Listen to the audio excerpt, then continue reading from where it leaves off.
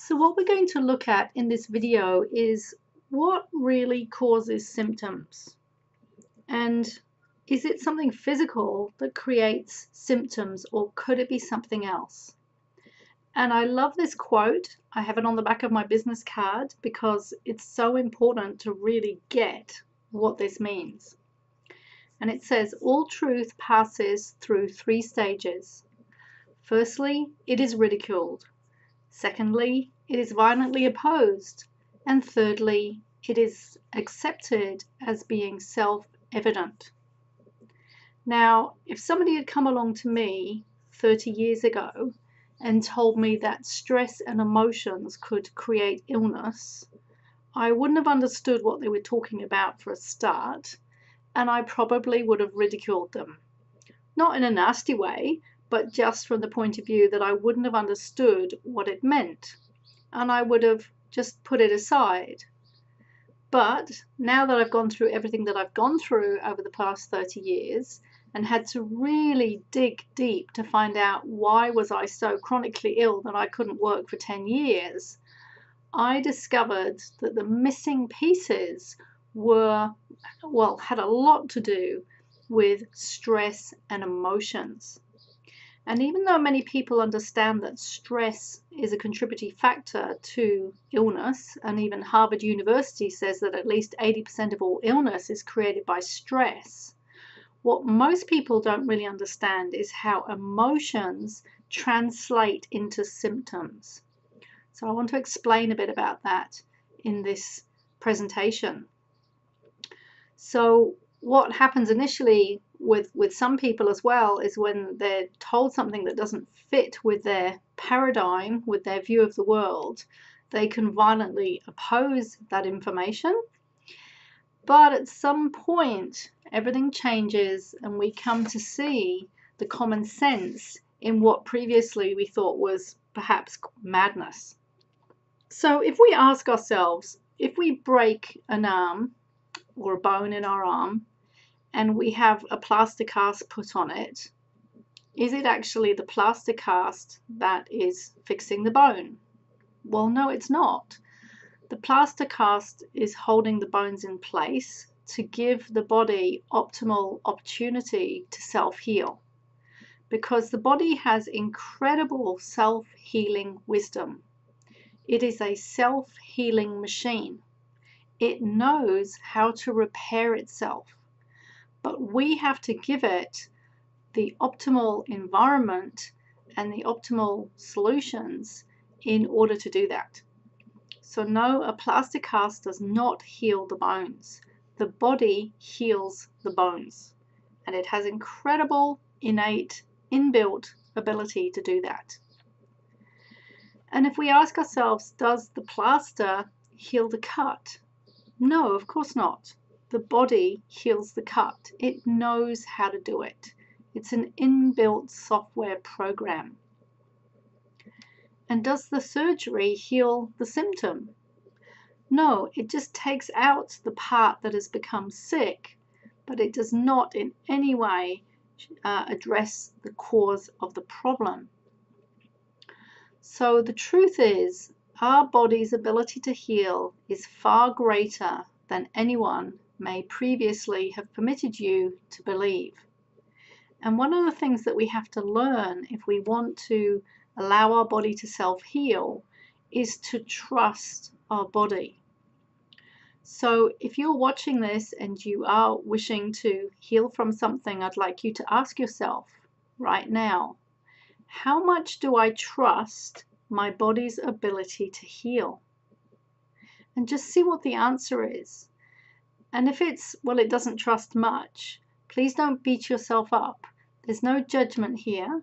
It's just about self-awareness. How much do you trust your body's ability to self-heal? And if you had to put a percentage on it, would it be 10, 20, 30, 40, 70, 80, 90%? What is the percent? Because what we need to get to, ideally, is 100%. We have to trust our body that much that we trust it knows what to do as long as we get out of our own way. So the word heal initially or originally meant to make whole. And this is really important when we understand or want to understand the concept of healing. It's about becoming whole. And what is becoming whole is ourselves. So we're made up of a physical body, a mind, which we could say is the mental part of ourselves, which includes our beliefs, our memories, our neural patterning, how we think, etc., etc. It's made up of our emotions and our feelings, and it's made up of our spirit. And there's also energy in there as well. So we're not just a physical body. We have much more to us than that. And the reality is that whatever happens in any of these areas at any given time automatically impacts on every other area simultaneously. So for example, if you stub your toe, yes, you're going to feel something physically, but you'll probably have a thought that goes with it. You might have an emotion or a feeling that goes with it. And everything is impacted simultaneously in our whole or holistic body. Now, this is one of the most important concepts to grasp. We heal a person, not an illness. We heal a whole person's life, not a health condition. And it's so important, I'm going to repeat it. We heal a person, not an illness. We heal a whole person's life, not a health condition.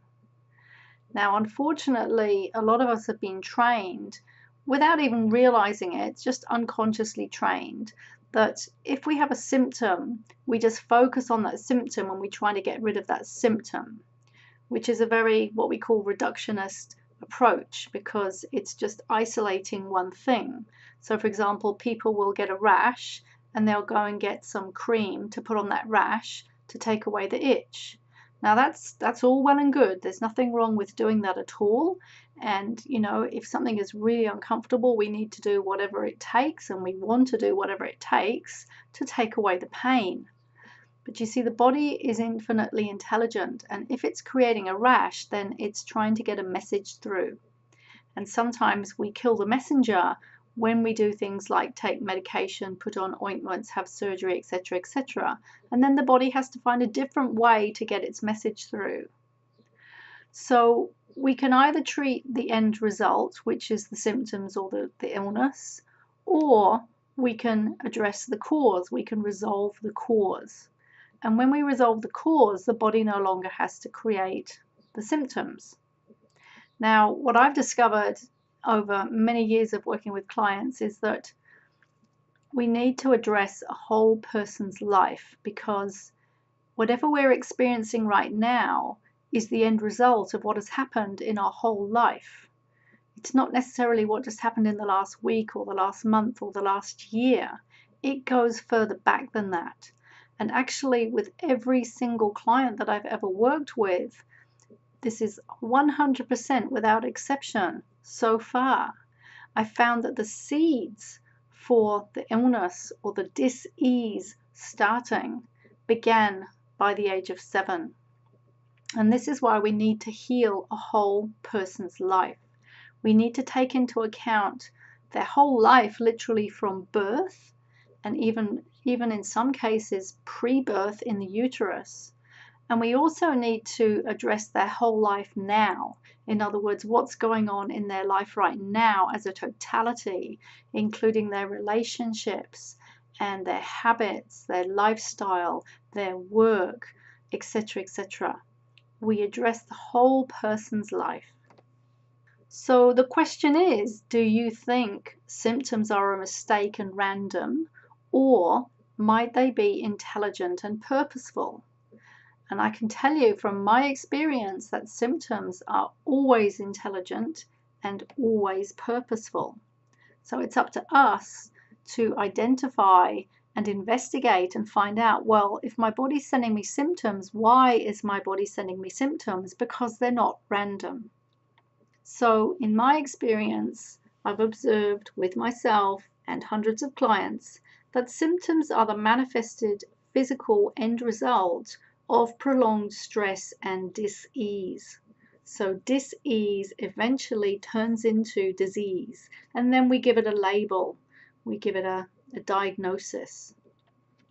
So symptoms are not random because the body is far too intelligent to make mistakes.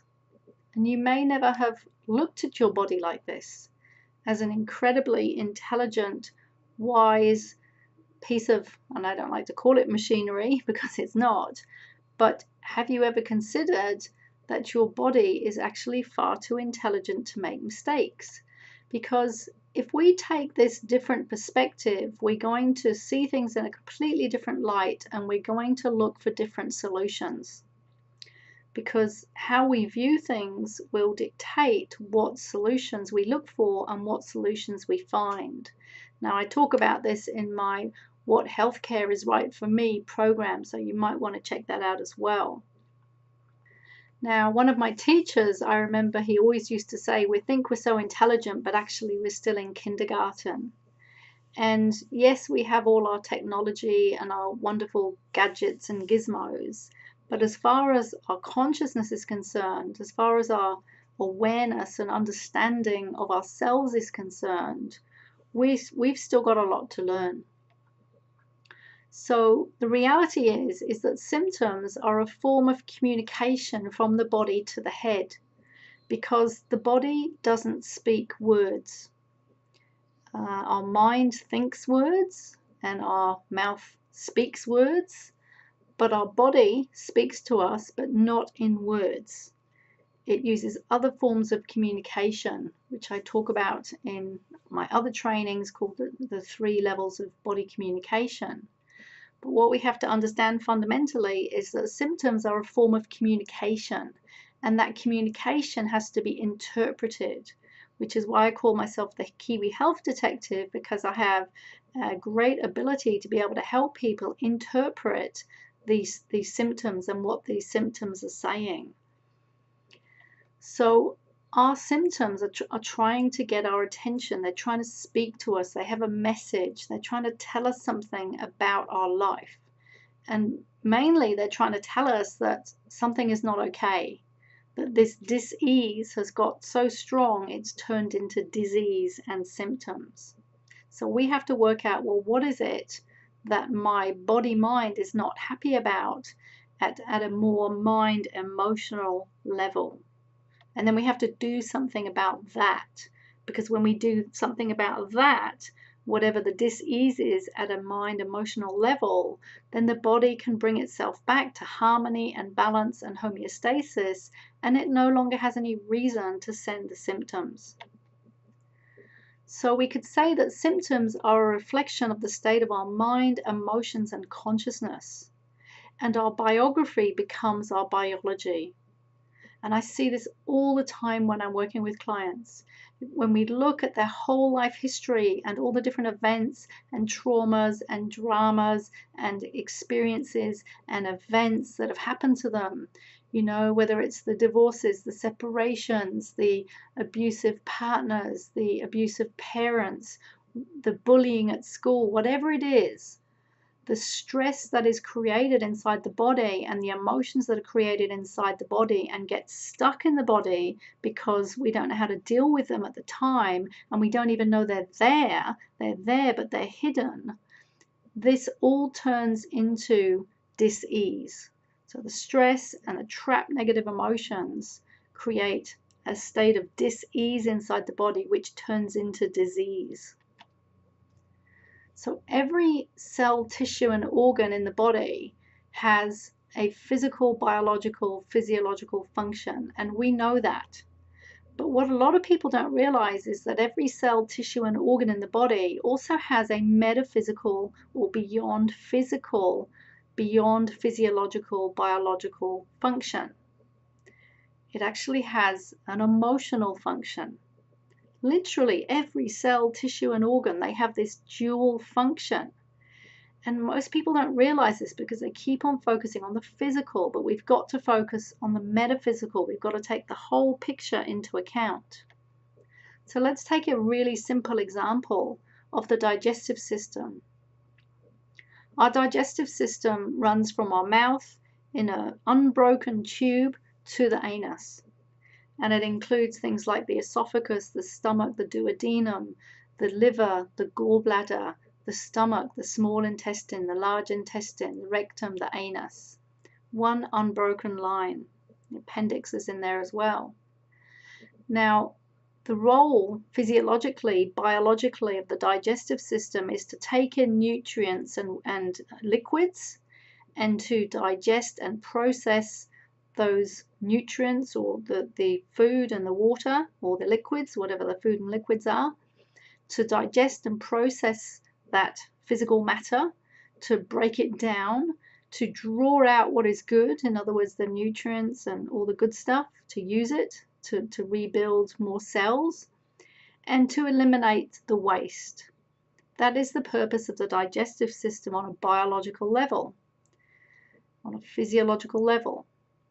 But there's also a metaphysical, or we could say emotional function of the digestive system, which interestingly enough is very, very similar. Because if we look at the physical, biological function, we have to break down, we have to swallow, we have to process, we have to digest. And it's the same for the emotional function. We have to literally swallow what happens to us in our life. We have to take in life events. We have to break them down, process them, digest them. And then we have to take in and keep what is useful, and then we have to eliminate the rest. Now, what is happening for most people is that they're not eliminating. Well, actually, even before that, they're not processing what's really going on. It's getting stuck, which is why they say things like, well, I couldn't stomach that, or I couldn't swallow that, or that was hard to swallow, right? It's all in our phraseology if we listen to the words that we use. And as a result, these emotional issues or the emotional responses that we have to situations are not resolved, they're not cleared, but most of the time we don't even know it. We're completely oblivious to the fact that we haven't processed our emotions, and that emotional energy literally gets trapped in the cells at a cellular level. Now, Dr. Candace Pert talks a lot about this in her book, Molecules of Emotion. There's a science behind this. And the reality is, if we go back to the physical, mind, emotional, spirit part of us, having these four parts to ourselves, what we have to remember is that everything is energy. This has been proven now through quantum physics. If you magnify a cell down to 1,000,000 times, and you look at that physical cell, even though it's very, very small, it's still a piece of matter. But if you look at it under a microscope, magnified at 1,000,000 times, it will no longer look like physical matter. It will look like energy and space. So even our physical body, which seems so physical, is actually energy. So that means our physical body is energy, our emotions are a form of energy, emotion, our mind and our thoughts are energy, and the spiritual part of ourselves is energy. So we're really an energy being. So we could say our physical body is solidified energy. It's just vibrating at a different rate so that it feels very and looks very physical. But this is important to understand in terms of emotions, because everything is vibration, everything has a frequency. And in theory, when our cells are healthy, they have a certain vibration, they have a certain frequency, and that frequency will then create health, homeostasis, harmony, all the nice H words that we want.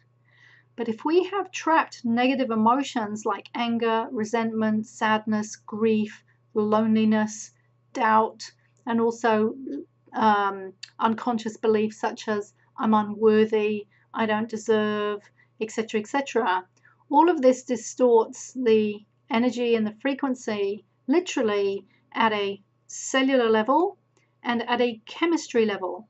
It starts to change the chemistry in our body, and we are basically a chemical factory. It's going to switch on certain hormones, switch off certain hormones. It will mean our cells literally secrete certain fluids, and rather than those fluids being healthy and life-giving, they become quite toxic. So negative emotions trapped in the body literally create a toxic soup inside our body.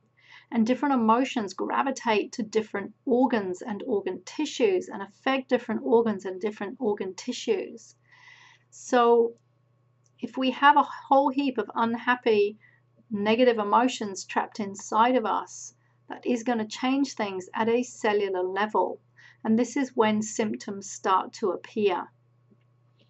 So I've only gone through a very simple example here of the digestive system, although the digestive system is quite complex in itself, but this is just one example of the fact that our cells, tissues, and organs have a dual function. They have a biological, physiological function, but they also have a metaphysical, emotional function. And if we don't clear emotions and stress, or the emotions which are created by the stress from our body, that creates a problem and it creates symptoms. So I worked once with a lady who had extreme lower abdominal pain in her descending colon, and she'd been in hospital for 3 months having test after test after test, and they couldn't find anything physically. And when she came to work with me, we discovered very quickly that she had a whole heap of grief stored inside her body after her mother had died, because she never had a chance to say goodbye, and she didn't know how to deal with that grief, and so it just got stored inside the body, because that's what the body does. It stores the emotions until they can be cleared. And as soon as she recognized or recognized that grief, it could move on. It moved on, and the pain disappeared in seconds. And this is how quick our body can respond. But we must recognize these emotions. And I'm going to talk more about this in the 5 and 9 phases and points and phases of healing cycle in another video, how we must complete this self-healing cycle for the body to either restore health back from illness or to maintain health and not go into illness in the first place. So symptoms are symptomatic of a biologically meaningful process. That means there is something going on that is very intelligent, that has meaning and purpose, and so they are not random. So they have an intelligent meaning and purpose. Because, as I said before, the body is far too intelligent to make mistakes.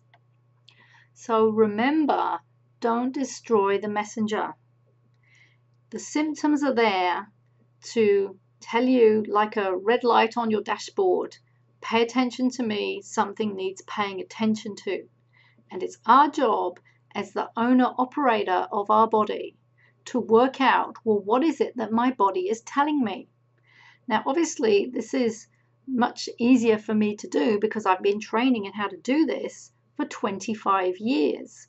This is not a skill that we're given in school. Okay, we all go into our careers and we learn different skills. So don't beat yourself up or be surprised or frustrated if you don't know how to do this. You know, we're not taught this in schools. Maybe in another 10, 50 years, whatever, I'm not sure, maybe we will, and wow, wouldn't that be amazing? But don't beat yourself up or get frustrated if you just go, well, I don't know why I have symptoms, and I don't know what they mean, and I don't know what the message is. It's okay. Then you come to somebody like myself who helps you to understand that. Or, as I'm going to share later, you can do a training and learn some of this stuff yourself. So you can get yourself informed just to learn to do it for yourself and your family and your friends. So as my teacher says, we don't fight illness. Nobody wins a war. To win, we have to get on the same side. So this means don't fight a war with your illness. Don't fight a war with your symptoms. They're not the enemy.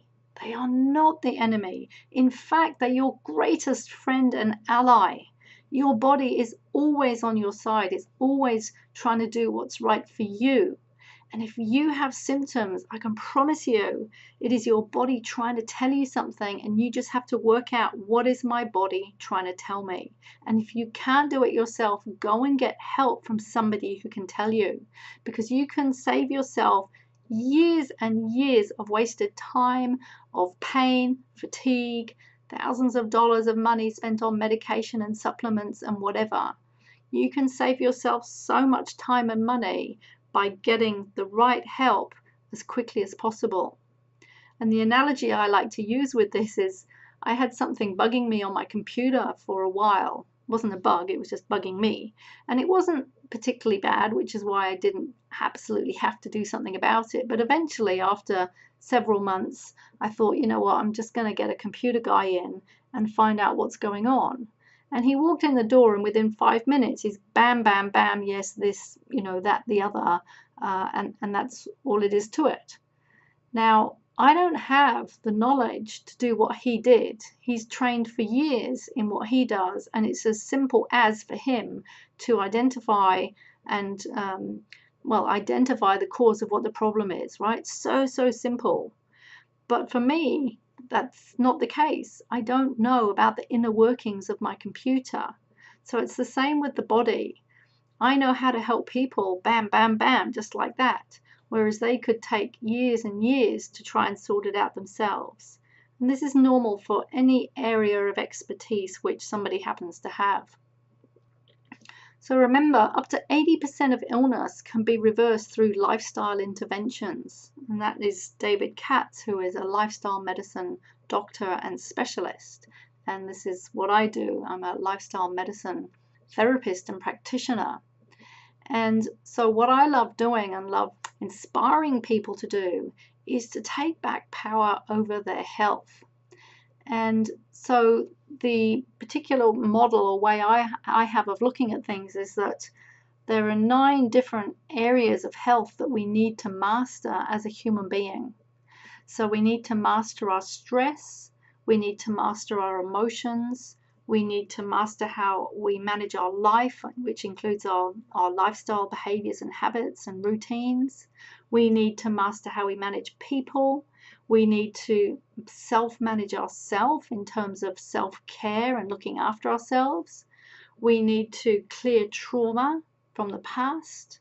We need to manage our energy so that we're not continually draining our energy and instead we're rebuilding it. We need to manage our mind, which is our thoughts and our beliefs. And we need to manage our spirit, which is to do with our life purpose and a connection to whatever higher self you believe in.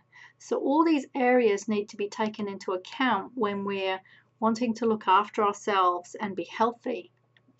Now, lifestyle prescriptions have a fantastic way of teaching people more about how to interpret what their symptoms are meaning and what we call the emotional conflict themes behind symptoms. So if you're interested in learning more, check out the programs and the training options in this program portal. For example, if you do even the 2-day training, you get these charts where you can just look up, wow, if I have this symptom, it means this emotional conflict theme. It's very, very comprehensive. So you can either do the 2-day training, a 3-month training, or a full year training. So lots of different options. And you can do it just for yourself if you want to learn more, and you can do it if you want to be a healthcare practitioner and help others, or if you already are a healthcare practitioner, whatever the therapy is, and even if you're a medical doctor, you can learn all this information to help with your clients. So I want to thank you for joining me, and I look forward to seeing you in the next video.